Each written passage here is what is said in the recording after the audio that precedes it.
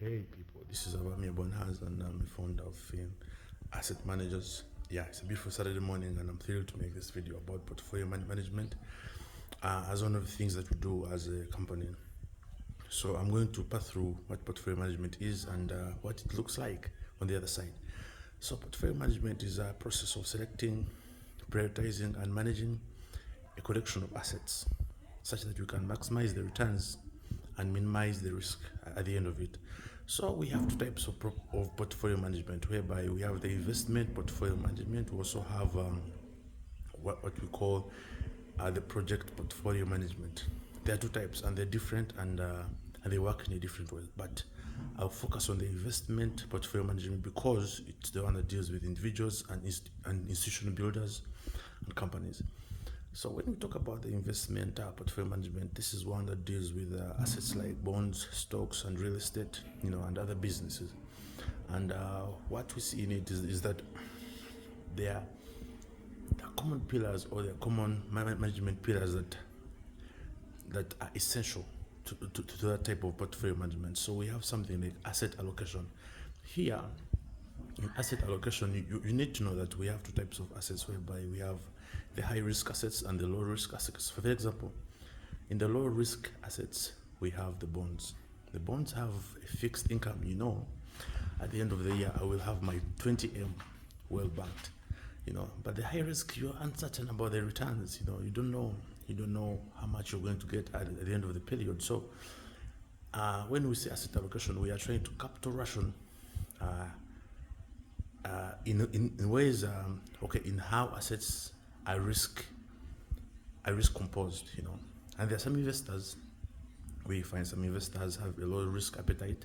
So a person with a low risk appetite, I would advise them to go for a low risk asset. Yeah, for sure. Because at the end of the day, it's all about how you can manage this risk and how much you want to risk. So one of the things that you also look at is diversification.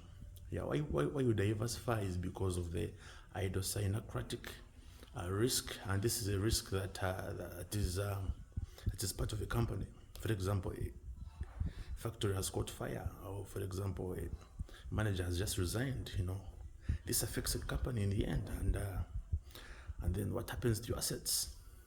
They're all gone. So we have to diversify. We have to diversify such that these things are not compatible.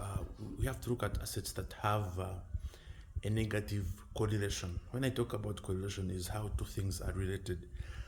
If an asset has a negative correlation, that means there's no way they can be affected in the same way. But if it has a positive correlation, if this one is affected, if asset A is affected, asset B will also be affected. So in diversification, we look at how these assets are correlated.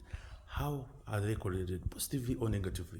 So we tend to advise people to invest in negatively correlated assets, because when one is affected, the other will not be affected. For example, if you invest in bonds and you invest in petrol stations, there's no way how these two things will ever come into correlation, because they're different.